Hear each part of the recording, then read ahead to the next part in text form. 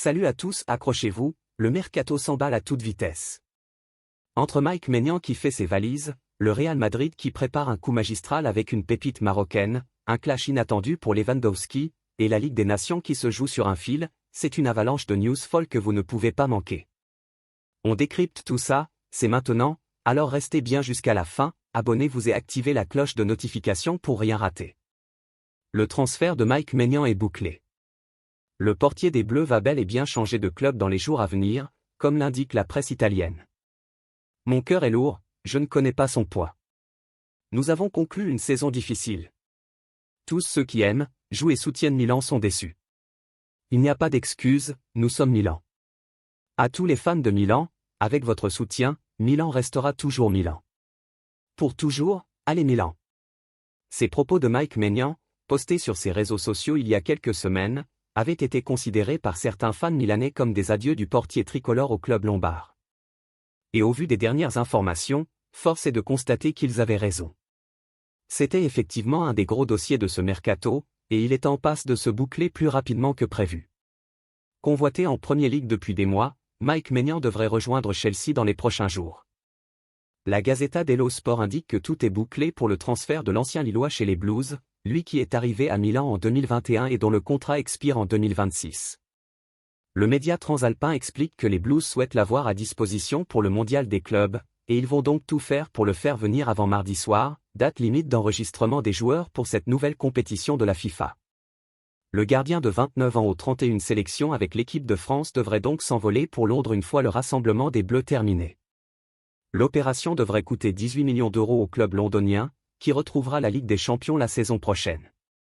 Si Milan et Maignan semblaient pencher pour une prolongation il y a quelques mois, il y a eu des désaccords au fil des négociations, et le portier a pris la décision de partir. L'arrivée de Massimiliano Allegri sur le banc ne changera rien. La Gazzetta indique aussi que les Milanais travaillent déjà sur son remplaçant, avec Mike Svillar, AS Roma, ou Zion Suzuki, Parma, comme principaux candidats.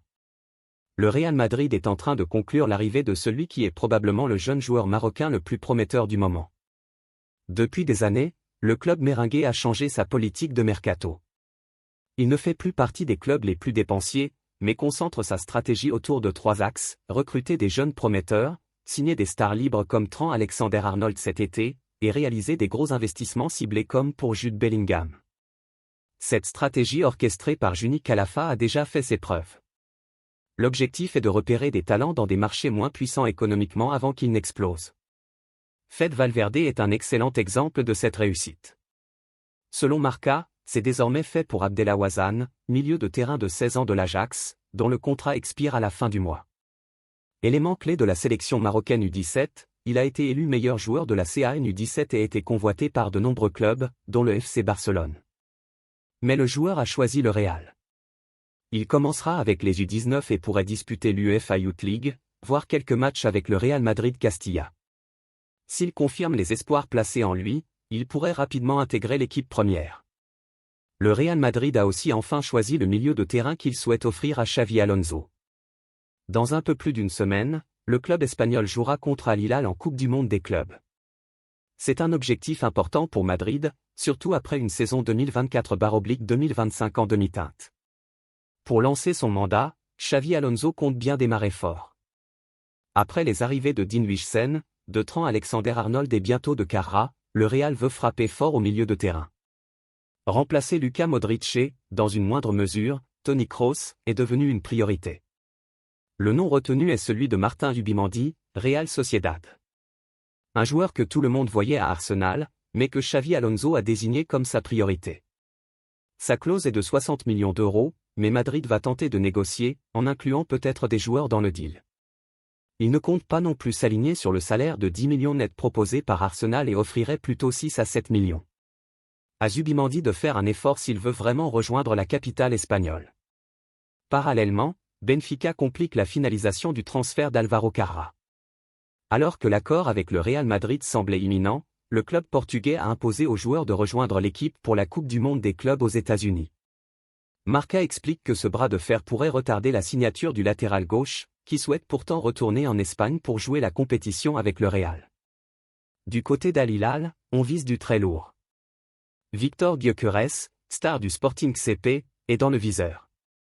Arrivé en provenance de Coventry pour 20 millions d'euros, il a explosé cette saison, 39 buts en championnat, 8 passes décisives, 6 buts en Ligue des Champions. Des stats qui ont attiré les cadors européens comme Arsenal, Manchester United ou Chelsea.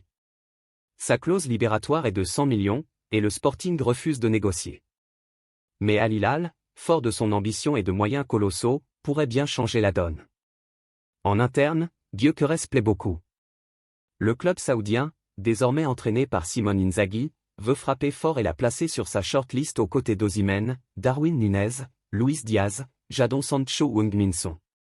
Al Hilal veut aussi renforcer son milieu avec Bernardo Silva, également ciblé. Pendant ce temps, en Pologne, c'est la tempête autour de Robert Lewandowski. Malgré une belle saison au Barça, il ne s'est pas présenté avec la sélection pour les matchs contre la Moldavie et la Finlande. Après consultation avec les médecins du Barça et de la sélection, il avait décidé de ne pas participer. Mais le sélectionneur Michal Probiers n'a pas apprécié et lui a retiré le brassard de capitaine.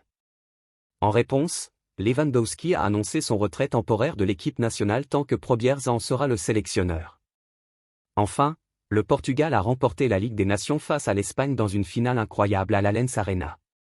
L'Espagne avait pourtant ouvert le score par Zubimendi, avant que Nuno Mendes n'égalise. Oyarzabal redonne l'avantage à la Rora, mais Cristiano Ronaldo égalise à nouveau. Après un long suspense et une prolongation haletante, tout s'est joué au tir au but. Alvaro Morata manque sa tentative, Ruben Neves réussit la sienne, le Portugal soulève la Ligue des Nations. La saison 2024 à 2025 restera historique pour 4 jeunes talents portugais, Vitinha, João Neves, Nuno Mendes et Gonçalo Ramos ont remporté tous les trophées majeurs auxquels ils ont participé en club comme en sélection. Avec le Paris Saint-Germain, ils ont soulevé le trophée des champions, la Ligue 1, la Coupe de France, et surtout la Ligue des Champions. Ce quatuor a ensuite bouclé l'année en beauté avec le Portugal, en remportant la Ligue des Nations face à l'Espagne.